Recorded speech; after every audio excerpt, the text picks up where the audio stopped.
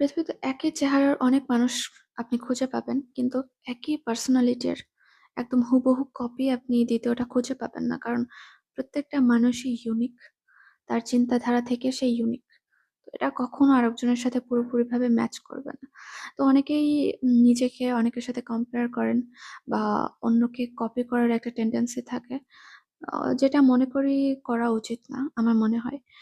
আপনার নিজের একটা পার্সোনালিটি আছে এবং আপনাকে আপনার পার্সোনালিটি অনুযায়ী উম নিজেকে সেভাবে প্রিপেয়ার করা বা নিজের লাইফস্টাইল সেভাবে মেইনটেইন করা, প্লাস নিজেকে সেভাবে গ্রুমিং করা উচিত। অন্যকে কপি না করে আপনি সেটা থেকে শিখতে পারেন।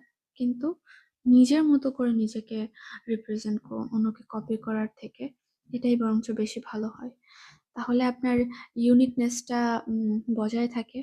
আপনার ব্যক্তিত্বের একটা প্রতিফলন থাকে। তো আমি মনে করি যে অন্যকে কপি না করে সেটা থেকে শিখে নিজের মতো করে নিজেকে রিপ্রেজেন্ট করা উচিত।